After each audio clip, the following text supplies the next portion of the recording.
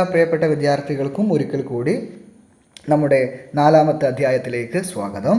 ഉപഭോക്തൃ സംരക്ഷണ നിയമം 2019 എന്ന് പറയുന്ന ഭാഗമാണ് നമുക്കിനി ഡിസ്കസ് ചെയ്യാനുള്ളത്. കഴിഞ്ഞ ക്ലാസ്സിൽ ഞാൻ ഇതിനെക്കുറിച്ചൊരു സൂചന നൽകിയിട്ടുണ്ടായിരുന്നു. എന്താ പറഞ്ഞിട്ടുണ്ടായിരുന്നത്? നമുക്ക് 1986 ഒരു ഉപഭോക്തൃ സംരക്ഷണ നിയമം ഉണ്ടായിരുന്നു. ഡിസംബർ 24 അത് വന്നിട്ടുണ്ടായിരുന്നത്. പിന്നീട് നമ്മൾ എന്താ പറഞ്ഞിട്ടുണ്ടായിരുന്നത്? അത് വരാനുണ്ടായ സാഹചര്യം ഐക്യരാഷ്ട്രസഭ 1985 അവിടെ ആഗോളതലത്തിൽ ഒരു പ്രമേയം പാസ്സാക്കിയിരുന്നു ഉപഭോക്തൃ സംരക്ഷണത്തിന് വേണ്ടിയിട്ട്. അപ്പോൾ അതിൻ്റെ പശ്ചാത്തലത്തിലാണ് ഇന്ത്യയിൽ ഒരു ഉപഭോക്തൃ സംരക്ഷണ നിയമം നിലവിൽ വന്നത്. പിന്നീട് അവസാനം ഞാൻ പറഞ്ഞു നിർത്തിയ ഒരു പോയിന്റ് ആയിരുന്നു നിങ്ങളുടെ ഈ ഭാഗത്തായിട്ട്. ഇന്നത്തെ സാഹചര്യം എന്ന് പറഞ്ഞു കഴിഞ്ഞാൽ, പുതിയ കാലഘട്ടം എന്ന് പറഞ്ഞു കഴിഞ്ഞാൽ കൊമേഴ്സിൻ്റെ കാലഘട്ടമാണ്. നമ്മൾ ഓൺലൈൻ വഴിയാണ്, ഇൻ്റർനെറ്റിൻ്റെ സഹായത്തോട് കൂടിയിട്ട് ഇന്ന് വീട്ടിലിരുന്നു കൊണ്ടാണ് പല പർച്ചേസുകളും നടത്തുന്നത്. അപ്പോൾ അതുകൊണ്ട് ഏറ്റവും കൂടുതൽ സാധനങ്ങൾ മനുഷ്യർക്കിന്ന് സമയമില്ല, എല്ലാം ഇന്ന് ഓൺലൈനിലാണ്. പച്ചക്കറി ആണെങ്കിലും എല്ലാ സാധനങ്ങളും ഇന്ന് അധികം ആളുകൾ സിറ്റികളിൽ പ്രത്യേകിച്ച് വാങ്ങിക്കുന്നത് ഇൻസ്റ്റാമാർട്ട് എന്നൊക്കെ നമ്മൾ പറയും. അപ്പോൾ അതിൻ്റെ പശ്ചാത്തലത്തിൽ 1986 ഉപഭോക്തൃ സംരക്ഷണ നിയമത്തിൻ്റെ ഒരു പ്രസക്തി കുറഞ്ഞു. അപ്പം അതിന് പകരം 2019 എന്തുവരികയാണ്? ഒരു ഉപഭോക്തൃ സംരക്ഷണ നിയമം, പിന്നീട് പുതിയൊരു ഉപഭോക്തൃ സംരക്ഷണ നിയമം വരികയാണ്. കൺസ്യൂമർ പ്രൊട്ടക്ഷൻ ആക്ട് 1986 മാറിയിട്ട് കൺസ്യൂമർ പ്രൊട്ടക്ഷൻ ആക്ട് 2019 വരികയാണ്. 1986 ഉപഭോക്തൃ സംരക്ഷണ നിയമത്തിന് പകരം 2020 ജൂലൈ 20 ഈ നിയമം നിലവിൽ വന്നു. നോക്കൂ, 1986 നിയമം കുറച്ചും കൂടെ ഔട്ട്ഡേറ്റഡ് ആയി. അപ്പോൾ എന്തായി? പുതിയൊരു എല്ലാ കൊമേഴ്സിനെയും കൂടി എന്താ ചെയ്യുക, നടപ്പിലാക്കിക്കൊണ്ട് 2020 ഒരു നിയമം വരികയാണ്. അതാണ് ഉപഭോക്തൃ സംരക്ഷണ നിയമം 2019. അപ്പോൾ നിങ്ങൾക്ക് തോന്നും 2020 ജൂലൈ 20 വന്നിട്ടുള്ള നിയമം എങ്ങനെയാണ് ഉപഭോക്തൃ സംരക്ഷണ നിയമം 2019 ആവുക എന്നുള്ളത്? അത് മനസ്സിലാക്കേണ്ടത്, ഒരു നിയമം എന്താ പറയുക, അതിൻ്റെ ബില്ല് പാസ്സായി നമ്മുടെ പാർലമെൻറ്റിൽ, അതായത് ഒന്നെങ്കിൽ ലോകസഭയിൽ അല്ലെങ്കിൽ രാജ്യസഭയിൽ ആ ബില്ല് വരുന്നു. എന്നിട്ട് അത് അവിടെ പാസ്സാകണം. എന്നിട്ട് ഇപ്പോൾ രാജ്യസഭയിലാണ് ബില്ല് പാസ്സായതെങ്കിൽ പിന്നീട് ആ ബില്ല് എവിടേക്ക് അയക്കും? ലോകസഭയിലേക്ക് അയക്കും. അങ്ങനെ ലോകസഭയിൽ അത് പാസ്സാവണം. അല്ലെങ്കിൽ ലോകസഭയിലാണ് ആദ്യം ബില്ല് വന്നതെങ്കിൽ ആദ്യം ലോകസഭയിൽ പാസ്സായിട്ട് പിന്നെ രാജ്യസഭയിലേക്ക് അയക്കും. അങ്ങനെ രാജ്യസഭയിൽ അത് ചർച്ചയ്ക്കിട്ടിട്ട് അവിടെ പാസ്സാകണം. അങ്ങനെ ഈ 2 സഭകളും അംഗീകരിച്ച് കഴിഞ്ഞാൽ ആണ് നമ്മൾ ആ ബില്ല് എന്ത് ചെയ്യുക, ഒരു നിയമമായിട്ട് മാറുക. അപ്പോൾ ഇത് 2019 തന്നെ ഇതിൻ്റെ ചർച്ചകളും കാര്യങ്ങളും ബില്ല് പാസ്സാവുകളൊക്കെ കഴിഞ്ഞിട്ടുണ്ടെങ്കിൽ പിന്നീട് ഈ നിയമമായി പുറത്തിറങ്ങാനുള്ള സമയമാണ് 2020 എന്ന് പറഞ്ഞത്. അപ്പോൾ 2019 അത് ആ ബില്ല് അവതരിപ്പിച്ചതുകൊണ്ട് ആ നിയമം 2019 പേരിൽ തന്നെയാണ് അറിയപ്പെടുക. അത് നിലവിൽ വന്നിട്ടുണ്ടായിരിക്കുക എന്താണ്? ജൂലൈ 20, 2020 പക്ഷേ 2019 അതിൻ്റെ കാര്യങ്ങളെല്ലാം ചർച്ച ചെയ്ത് തീരുമാനിച്ചതാണ്, പാസ്സായതാണ്. ഓക്കെ, അപ്പം ഇത് 1986 ഉപഭോക്തൃ സംരക്ഷണ നിയമത്തിന് പകരം പുതിയ വന്ന നിയമമാണ്, അപ്ഡേറ്റ് ചെയ്ത് വന്ന നിയമമാണ്. ഈ നിയമം ഉപഭോക്താക്കളെ ശാക്തീകരിക്കുന്നതിനും അവരുടെ അവകാശങ്ങൾ സംരക്ഷിക്കുന്നതിനുമാണ് ലക്ഷ്യമിടുന്നത്. പരീക്ഷയ്ക്ക് ഇത് ചോദിക്കും, നോക്കാം. ഇതിൻ്റെ സവിശേഷതകൾ എന്തൊക്കെയാണ്? ഇമ്പോർട്ടൻ്റ് ആണ്. ഉപഭോക്താക്കളുടെ അവകാശങ്ങൾ സംരക്ഷിക്കുന്നതിനും നടപ്പിലാക്കുന്നതിനുമായി സെൻട്രൽ കൺസ്യൂമർ പ്രൊട്ടക്ഷൻ അതോറിറ്റി സ്ഥാപിച്ചു. അപ്പോൾ നമ്മളുടെ ഈ അവകാശങ്ങളെല്ലാം സംരക്ഷിക്കാൻ വേണ്ടിയിട്ട് എന്തുണ്ട്? നമുക്കൊരു സെൻട്രൽ കൺസ്യൂമർ പ്രൊട്ടക്ഷൻ അതോറിറ്റി ഉണ്ട്. നമ്മുടെ ഗവൺമെൻറ്റിൻ്റെ കീഴിൽ ഒരു അതോറിറ്റി, കേന്ദ്ര തലത്തിൽ ഒരു അതോറിറ്റിയാണ്. നമ്മുടെ ഇന്ത്യയിലെ ആളുകൾക്ക്, ഉപഭോക്താക്കൾക്ക് എന്തെങ്കിലും പരാതികളും പരിഭവങ്ങളും ഉണ്ടെങ്കിൽ അത് നിയന്ത്രിക്കാൻ വേണ്ടിയിട്ട് ഒരു central consumer protection authority, CCPA എന്ന് പറഞ്ഞൊരു അതോറിറ്റി സ്ഥാപിച്ചു. പിന്നെ കൊമേഴ്സ് പ്ലാറ്റ്ഫോമുകൾ നടത്തുന്ന അന്യായമായ വ്യാപാരം തടയുന്നതിനുള്ള നിയമങ്ങൾ കൊണ്ടുവന്നു. അതായത് ഈ ഇൻ്റർനെറ്റ് വഴി ഇപ്പോൾ ഫ്ലിപ്കാർട്ട്, ആമസോൺ, മിന്ത്ര അങ്ങനെ കുറേ കൊമേഴ്സ് പ്ലാറ്റ്ഫോമുകളുണ്ടല്ലോ. അപ്പോൾ അതുവഴി ചിലപ്പം പല രീതിയിലായിരിക്കും വ്യാപാരങ്ങൾ നടത്തുന്നുണ്ടായിരിക്കുക, അന്യായമായ വ്യാപാരം. ഇപ്പോൾ നമ്മുടെ നാട്ടിലേക്കുള്ള, ഇപ്പോൾ നിങ്ങൾ ഓൺലൈനിൽ വാങ്ങുമ്പോൾ ചെറിയ പൈസക്ക് കിട്ടി, ഓഫറിൽ കിട്ടി എന്നൊക്കെ പറയും. അതെന്താണെന്ന് പറഞ്ഞു കഴിഞ്ഞാൽ, ഇപ്പോൾ ഞാനൊരു കട നടത്തുകയാണ്, ഞാനൊരു ടെക്സ്റ്റൈൽസ് നടത്തുകയാണെങ്കിൽ എനിക്ക് അവിടെ ആ ടെക്സ്റ്റൈൽസിന് റെൻറ്റ് കൊടുക്കേണ്ടി വരും, അവിടെ ഒരുപാട് ജോലിക്കാരെ വെക്കേണ്ടി വരും, അവിടെ ചിലപ്പം അവിടുത്തെ വൈദ്യുതി ചാർജ്, അങ്ങനെ പല കാര്യങ്ങളും എനിക്കുണ്ടാവും. അങ്ങനെയാണ് ഞാൻ അവിടുത്തെ ഒരു ഡ്രസ്സിന് വില എടുക്കുന്നുണ്ടായിരിക്കുക. ഈ ഡ്രസ്സ് എനിക്ക് ഇവിടെ എത്തിക്കണം. എന്നാൽ ഡ്രസ്സ് ഉണ്ടാക്കുന്ന ഒരു ഫാക്ടറി അവരെന്ത് ചെയ്യണം? അവരെ വീട്ടിൽ തന്നെ വെച്ചിട്ട് ഇന്ത്യയിലെ എവിടെയുള്ള ആൾക്കാർക്കും ഞങ്ങൾ എന്ത് ചെയ്ത് തരാം, ഈ ഡ്രസ്സ് ചെറിയ പൈസക്ക് അയച്ചു തരാമെന്ന് പറയും. കാര്യം അവർക്ക് അവിടെ റെൻറ്റ് കൊടുക്കേണ്ട ആവശ്യമില്ല, അത്രത്തോളം ജോലിക്കാർ ആവശ്യമില്ല, ഈ സാധനങ്ങളൊക്കെ സ്റ്റോക്ക് ചെയ്യേണ്ട, ഇത്രത്തോളം സ്റ്റോക്ക് ചെയ്തിട്ട് ഇങ്ങനെ ഒരുക്കി വെക്കേണ്ട കാര്യമില്ല. അപ്പോൾ ഓൺലൈൻ പ്ലാറ്റ്ഫോം വഴി നിസ്സാര വിലക്ക് സാധനം കൊടുക്കാനായിട്ട് പറ്റും. അപ്പോൾ ഇത് ഒരുപാട് ഓഫറുകളാകുമ്പോൾ സാധാരണ മറ്റുള്ള സ്ഥാപനങ്ങളൊക്കെ അത് ബാധിക്കും. അപ്പോൾ ഇങ്ങനെ അന്യായമായിട്ട് വ്യാപാരം നടത്തരുത്. പിന്നെ മാത്രമല്ല ഈ കൊമേഴ്സ് സ്ഥാപനങ്ങൾ വലിയ പരസ്യങ്ങൾ നൽകിയിട്ട്, ഇപ്പം നിങ്ങൾ നാപ്റ്റോൾ എന്നൊക്കെ പറഞ്ഞിട്ട് ടി വി ഒക്കെ ഇടുന്ന സമയത്ത് കാണുന്നുണ്ടായിരിക്കും പല എന്താ പറയുക, നമ്മളെ കൊണ്ട് വാങ്ങിപ്പിക്കുന്ന തരത്തിൽ, ഇങ്ങനെ ശല്യപ്പെടുത്തുന്ന തരത്തിൽ എന്ത് ചെയ്യും, ഈ പരസ്യങ്ങൾ നൽകിക്കൊണ്ട്. അതൊക്കെ തരത്തിൽ അവരുടെ കച്ചവടം കൂട്ടാൻ വേണ്ടി നടത്തുന്ന പരിപാടികളാണ്. അപ്പോൾ ഇങ്ങനെ കള്ളത്തരം ഒന്നും കാണിക്കാതിരിക്കാൻ വേണ്ടിയിട്ട് ഇ കൊമേഴ്സ് പ്ലാറ്റ്ഫോമുകൾക്ക് അതിനെ തടയാൻ വേണ്ടിയിട്ട് നിയമങ്ങൾ, കാര്യം ഇത് നമ്മുടെ പഴയ നിയമം വെച്ചിട്ട് ഇത് തടയാൻ പറ്റില്ലായിരുന്നു, പുതിയ നിയമം വന്നപ്പോഴാണ് തടയാൻ വേണ്ടി പറ്റുക. പിന്നെ ഉപഭോക്തൃ തർക്ക പരിഹാര പ്രക്രിയ ലളിതമാക്കുന്നു. സാധാരണ നമുക്ക് ഒരു ഉപഭോക്താവിനെ മാറ്റി നിർത്തും. സാധാരണ നമ്മുടെ നാട്ടിൽ ഒരു കേസ് അല്ലെങ്കിൽ ഒരു പരാതി ഉണ്ടെങ്കിൽ അത് ഒരു വക്കീലിനെ കണ്ട് അത് കേസാക്കി, പിന്നെ അത് കോടതിയിൽ പോയി, കോടതിയിൽ പിന്നെ അത് ഇടയ്ക്കിടയ്ക്ക് വിചാരണ നടത്തി ഒരുപാട് വർഷങ്ങൾ എടുത്തിട്ടാണ് നമുക്ക് അതിൻ്റെ ഒരു പ്രശ്നത്തിന് ഒരു പരിഹാരം കിട്ടുകയുള്ളൂ. നമ്മുടെ ഒരുപാട് പൈസയും നമ്മുടെ ഒരുപാട് സമയവും നമ്മുടെ നാട്ടിൽ പോകും. കാര്യം നമ്മുടെ ഇന്ത്യയിൽ അത്രത്തോളം കേസുകളാണ് കെട്ടിക്കിടക്കുന്നത്. നമ്മുടെ ഇന്ത്യയിൽ അത്രത്തോളം കോടതികളും ജഡ്ജിമാരും കുറവാണ്. ഇന്ത്യയിൽ പോപ്പുലേഷൻ വളരെ കൂടുതലുമാണ്. അപ്പോൾ ഇതല്ലല്ലോ ഉപഭോക്താക്കൾക്കാവുമ്പോൾ, നമ്മൾ സാധാരണ മനുഷ്യർക്ക് ഉപഭോക്താക്കൾക്ക് ഒരുപാട് പൈസ ഒക്കെ ചിലവഴിച്ചിട്ടായിരിക്കും അവർ ഈ സാധനം വാങ്ങിയിട്ട് അവർ പറ്റിക്കപ്പെട്ടിട്ടുണ്ടായിരിക്കുക. അപ്പോൾ അത്തരം പ്രശ്നങ്ങൾ പെട്ടെന്ന് പരിഹരിക്കണം. അപ്പോൾ അതുകൊണ്ട് തന്നെ ഇങ്ങനെ വലിയ കോടതികൾ കയറി ഇറങ്ങി അതുപോലെ തന്നെ വക്കീലന്മാരെ കാണേണ്ട ആവശ്യമൊന്നുമില്ല. ജസ്റ്റ് എന്ത് ചെയ്യുക, നിങ്ങൾക്ക് ഒരു 10 രൂപയുടെ കോഡ് ഫീ സ്റ്റാമ്പ് ഒട്ടിച്ച് നിങ്ങൾക്ക് ഡയറക്റ്റായിട്ട് തന്നെ പരാതി കൊടുക്കാനും അത് പെട്ടെന്ന് തന്നെ തീർപ്പാക്കാനും പറ്റും. അങ്ങനെ ലളിതമായിട്ട് തന്നെ നിങ്ങൾക്ക് വളരെ ചുരുങ്ങിയ കാലയളവിനുള്ളിൽ തന്നെ നിങ്ങളുടെ അവകാശം, നിങ്ങൾക്ക് നഷ്ടപ്പെട്ട അവകാശം തിരിച്ചെടുക്കാൻ, നഷ്ടപരിഹാരമാണെങ്കിൽ എന്താണോ കോടതി വിധിക്കുന്നത് അത് നിങ്ങൾക്ക് കിട്ടാനും പറ്റും. അപ്പോൾ അങ്ങനെ ആ പരിഹാരം ഇതിൻ്റെ കാര്യങ്ങൾ കുറച്ചും കൂടെ എളുപ്പമാക്കി, സാധാരണ ഒരു കേസിനേക്കാളും ഉപഭോക്തൃ തർക്ക പരിഹാര പ്രക്രിയ കുറച്ചുകൂടെ ലളിതമാക്കാനാണ് ഈ പറയുന്ന നിയമങ്ങൾ നോക്കിയത്. അതുപോലെ തന്നെ മായം കലർന്ന അല്ലെങ്കിൽ വ്യാജ വസ്തുക്കളുടെ നിർമ്മാണമോ വിൽപ്പനയോ നടത്തുന്നവരെ ശിക്ഷിക്കാൻ ഈ നിയമം വ്യവസ്ഥ ചെയ്യുന്നു. നമ്മുടെ കറി പൗഡറുകൾ, അതിൽ ഉപ്പിലിട്ട് വെക്കുന്ന സാധനങ്ങൾ, അങ്ങനെ പല സാധനങ്ങളിലും നമ്മൾ ഉണ്ടാവാറുണ്ട് പലപ്പോഴും ഹോട്ടലുകളിലൊക്കെ മായം ചേർത്ത ഭക്ഷണങ്ങളൊക്കെ, അല്ലെങ്കിൽ നമ്മളുടെ ഈ ഡ്യൂപ്ലിക്കേറ്റ് സാധനങ്ങളൊക്കെ വിൽക്കുന്ന, നമ്മൾ ഒറിജിനലാണെന്ന് കരുതിയിട്ട് വില കൊടുത്ത് വാങ്ങും, പക്ഷേ ഡ്യൂപ്ലിക്കേറ്റ് ആയിരിക്കും. അപ്പോൾ അങ്ങനെ മായം അല്ലെങ്കിൽ വ്യാജ ഉൽപ്പന്നങ്ങളൊക്കെ വിൽക്കുന്ന ആൾക്കാരുണ്ട്. അത് നിർമ്മിക്കുകയോ അത് വിൽപ്പന ചെയ്യുന്നതൊക്കെ ശിക്ഷിക്കാൻ വേണ്ടിയിട്ട് ഈ നിയമം വ്യവസ്ഥ ചെയ്യുന്നുണ്ട്.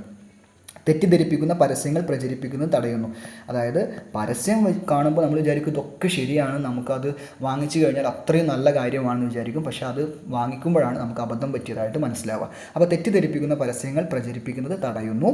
ഉപഭോക്തൃ വിദ്യാഭ്യാസം ലഭിക്കാനുള്ള അവകാശം ഉറപ്പുവരുത്തുന്നു. എല്ലാ മനുഷ്യർക്കും, നമ്മുടെ ഇന്ത്യയിൽ ജീവിക്കുന്ന എല്ലാ മനുഷ്യർക്കും നമ്മളെല്ലാവരും ഉപഭോക്താക്കളാണ്. അപ്പോൾ ഉപഭോക്തൃ അവകാശങ്ങൾ എന്തൊക്കെയാണെന്ന് നമുക്ക് മനസ്സിലാക്കിയെടുക്കണമെങ്കിൽ ഉപഭോക്തൃ വിദ്യാഭ്യാസം നമുക്ക് കിട്ടണം. അപ്പോൾ അത് ലഭിക്കാനുള്ള അവകാശം നമ്മുടെ ഭരണഘടന നമുക്ക് നൽകുന്നുണ്ട്.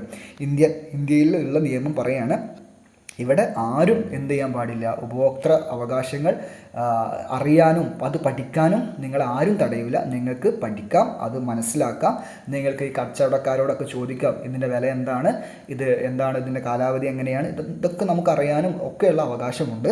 അപ്പോൾ അതിൻ്റെ ഭാഗമായിട്ടാണ് നിങ്ങളുടെ ടെക്സ്റ്റ് ബുക്കിൽ ഇത് നിങ്ങൾ ഉപഭോക്തൃ വിദ്യാഭ്യാസം പഠിക്കുന്നതും. അപ്പോൾ ഇതൊക്കെ ഈ നിയമത്തിൻ്റെ ഭാഗമായിട്ട് വന്നതാണ്.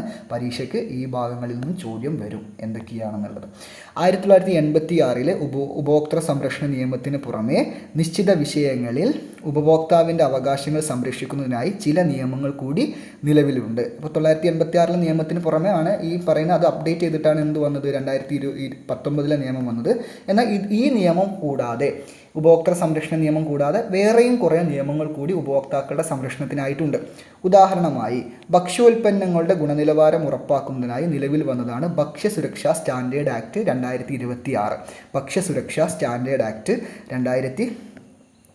2026 എന്ന് പറയുന്ന ഒരു നിയമം. അപ്പോൾ ഞാൻ പറഞ്ഞു, ഉപഭോക്താക്കളെ സംരക്ഷിക്കാൻ വേണ്ടിയിട്ട് വേറെയും നിയമങ്ങളുണ്ട്. 1986 നിയമം അല്ലെങ്കിൽ 2019 ഉപഭോക്തൃ സംരക്ഷണ നിയമം മാത്രമല്ല, വേറെയുണ്ട്. അത്തരത്തിലൊരു നിയമമാണ് ഭക്ഷ്യസുരക്ഷാ സ്റ്റാൻഡേർഡ് ആക്ട്. ഇതെന്തിനാണ്?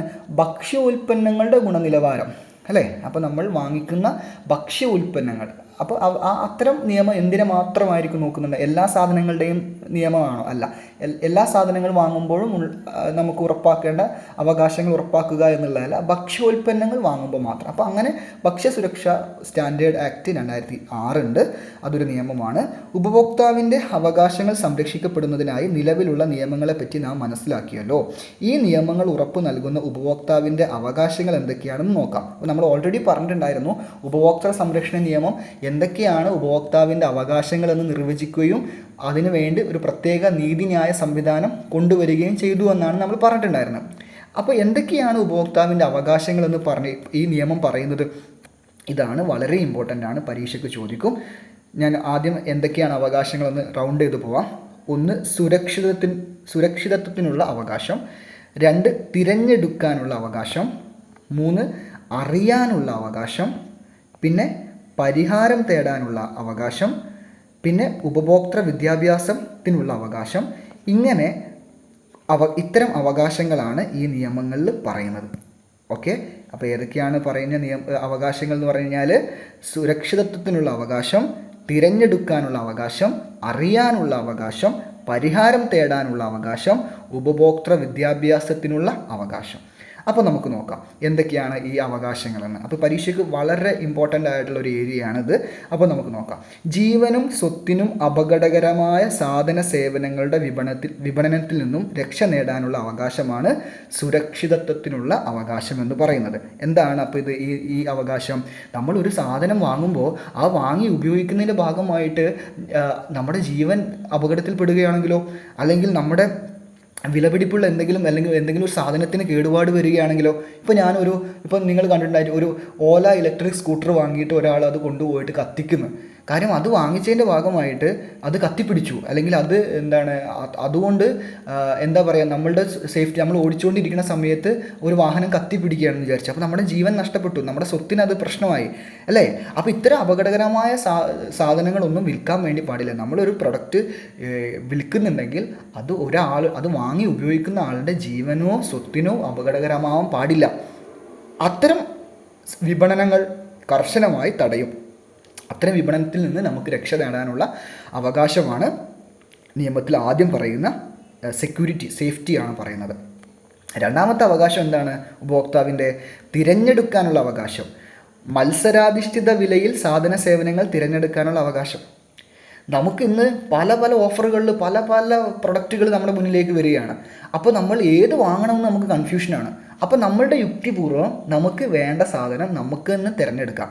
കുറേ ഉണ്ട്, ഇന്നത് മാത്രമേ വാങ്ങാൻ പറ്റുള്ളൂ എന്നില്ല, ഒരുപാടുണ്ടായിരുന്നു. കമ്പോളത്തിൽ മത്സരം നടക്കും. ഒരേ സാധനം തന്നെ പല കമ്പനികൾ പല പേരിൽ ഇറക്കുന്നുണ്ടായിരിക്കും.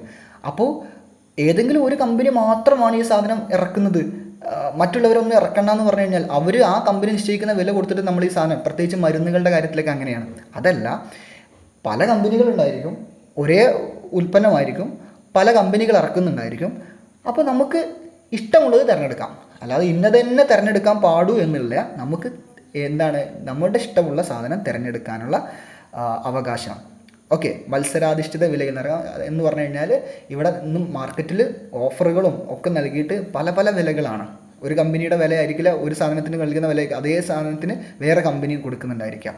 ഓക്കെ, ഇപ്പോൾ ഞാനൊരു വാട്ടർ ബോട്ടിൽ വാങ്ങുന്നു, ഒരു കമ്പനിയുടെ വാട്ടർ ബോട്ടിലിൻ്റെ വില ആയിരിക്കില്ല വേറൊരു കമ്പനിയുടെ വാട്ടർ ബോട്ടിൽ. അപ്പോൾ ഈ പല മത്സരാധിഷ്ഠിത വിലകളായിരിക്കും ഉണ്ടായിരിക്കുക. അപ്പോൾ അതിൽ നിന്ന് എനിക്ക് ഇഷ്ടമുള്ളത് തിരഞ്ഞെടുക്കാനുള്ള അവകാശം ഉണ്ടായിരിക്കണം. അറിയാനുള്ള അവകാശം, അടുത്തൊരു അവകാശമാണ് അറിയാനുള്ള അവകാശം. എന്താണ് അറിയാനുള്ള അവകാശം എന്ന് പറഞ്ഞു കഴിഞ്ഞാൽ, അന്യായമായ വ്യാപാര സമ്പ്രദായങ്ങളിൽ നിന്നും ഉപഭോക്താവിനെ സംരക്ഷിക്കുന്നതിനായി സാധനങ്ങളുടെ ഗുണമേന്മ, അളവ്, പരിശുദ്ധി, വില നിലവാരം എന്നിവ അറിയാനുള്ള അവകാശം. ഓക്കെ, എല്ലാ കമ്പനികളും അല്ലെങ്കിൽ കച്ചവടക്കാരും ചിലപ്പോൾ എന്തായിരിക്കണം എന്നില്ല, സത്യസന്ധമായ ആളുകളായിരിക്കണം എന്നില്ല. അവർ ചിലപ്പം അന്യായമായ പല രീതിയിൽ എന്ത് ചെയ്യും, സാധനങ്ങൾ വിൽക്കുന്നുണ്ടായിരിക്കും. ഇപ്പം അത് ഒരു സാധനം നൽകുമ്പോൾ നമ്മൾ അത് നല്ല ക്വാളിറ്റിയുള്ള സാധനമാണെന്നൊക്കെ പറഞ്ഞ് നമ്മളെ കൊണ്ട് വാങ്ങിപ്പിക്കും. പക്ഷെ നമ്മളുടെ ജീവന് വരെ അത് ഭീഷണിയാവാം.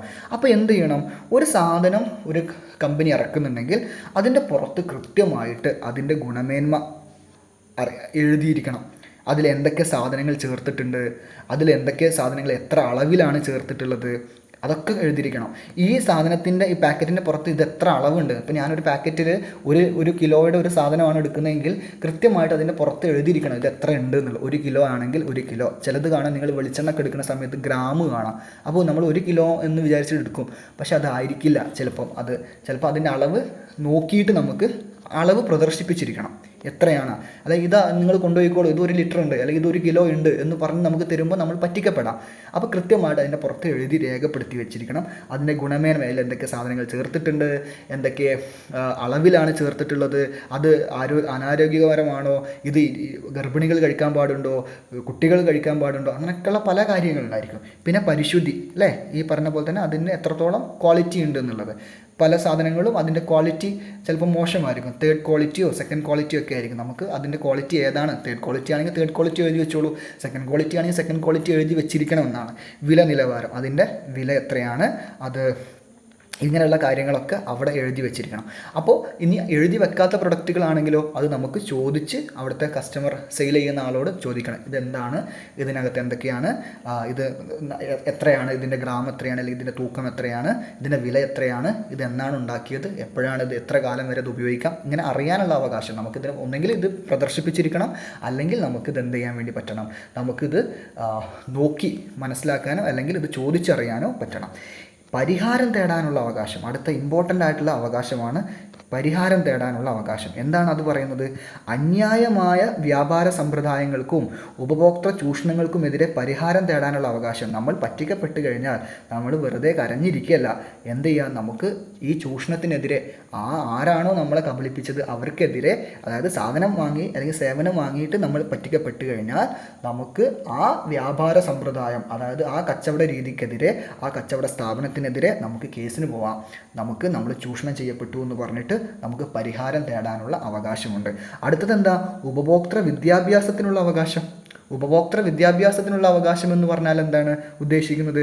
വിവരമുള്ള ഒരു ഉപഭോക്താവ് ആകാനുള്ള അറിവും വൈദഗ്ധ്യവും നേടാനുള്ള അവകാശം. വിവരമുള്ള ഒരു ഉപഭോക്താവാകാനുള്ള അറിവും വൈദഗ്ധ്യവും നേടാനുള്ള അവകാശം എന്ന് പറഞ്ഞാൽ എന്താ? എനിക്കിപ്പം ഞാൻ സാധനങ്ങളും സേവനങ്ങളൊക്കെ വാങ്ങുന്ന ആൾക്കാരാണ്, നമ്മളെല്ലാവരും വാങ്ങിക്കുന്ന ആൾക്കാരാണ്. അപ്പോൾ എന്ത് ചെയ്യാൻ വേണ്ടി പറ്റണം? അങ്ങനെ നമ്മൾ എന്തൊക്കെയാണ് ഉപഭോക്താവിൻ്റെ അവകാശങ്ങൾ എന്തൊക്കെയാണ് അതറിയാൻ പറ്റണം. അല്ലാതെ ഞാൻ മാർക്കറ്റിൽ ചെന്നിട്ട് ഒരു സാധനം അല്ലെങ്കിൽ സേവനം വാങ്ങുന്ന സമയത്ത് ഞാൻ പറ്റിക്കപ്പെടാനുള്ള സാധ്യത ഏറെയാണ്. അപ്പോൾ എനിക്കിത് അറിയണമെന്നുണ്ടെങ്കിൽ, അല്ലെങ്കിൽ എനിക്ക് ഈ ഉപഭോക്തൃ അവകാശങ്ങളും മറ്റു കാര്യങ്ങളും അറിയണമെന്നുണ്ടെങ്കിൽ അതിന് എനിക്ക് പഠിക്കാൻ ഈ നമ്മുടെ നാട്ടിൽ സൗകര്യം ഉണ്ടായിരിക്കണം. ഇപ്പോൾ നിങ്ങൾ 10ാം ക്ലാസ്സിൽ പഠിക്കുന്നത് പോലെ ഇനി 10ാം ക്ലാസ്സിലല്ലാത്തൊരു വ്യക്തിക്ക് ഇൻ്റർനെറ്റിലോ അല്ലെങ്കിൽ മറ്റ് സർക്കാർ സ്ഥാപനങ്ങളിലോ പോയിട്ട് നമുക്ക് അത് പഠിക്കാനുള്ള അവകാശമുണ്ട്, അതറിയാനും അതിനനുസരിച്ച് പ്രവർത്തിക്കാനുള്ള അവകാശമുണ്ട്. അപ്പോൾ നിങ്ങൾ ഇവിടെ ഇത് ഇങ്ങനെ വിവരമുള്ള ഒരു ഉപഭോക്താവ് ആവേണ്ട, ഞങ്ങൾ പറയുന്ന രൂപത്തിൽ മാത്രമേ നിങ്ങൾ വാങ്ങിച്ചാൽ മതി, നിങ്ങൾ ഈ അവകാശങ്ങളൊന്നും അറിയാൻ പാടില്ല എന്ന് പറഞ്ഞിട്ട് ഗവൺമെൻറ് ഒരിക്കലും ഇരിക്കില്ല, അല്ലെങ്കിൽ നമ്മുടെ ഭരണകൂടം ഇരിക്കില്ല. നമുക്കത് അറിയാനും ഒക്കെയുള്ള അതിനനുസരിച്ച് അറിവും വൈദഗ്ധ്യം എന്ന് പറയാൻ അതിനനുസരിച്ച് സ്കില്ല് ഉണ്ടാകാനൊക്കെയുള്ള അവകാശം നമുക്കുണ്ട്. അപ്പം അതിനുള്ള അവകാശവും നമുക്ക് നൽകുന്നുണ്ട്. അപ്പോൾ ഇത്രയും കാര്യങ്ങൾ വളരെ ഇമ്പോർട്ടൻ്റ് ആണ്, പരീക്ഷയ്ക്ക് വരും. അപ്പോൾ ബാക്കി കാര്യങ്ങൾ അടുത്ത ക്ലാസ്സിൽ ഡിസ്കസ് ചെയ്യാം.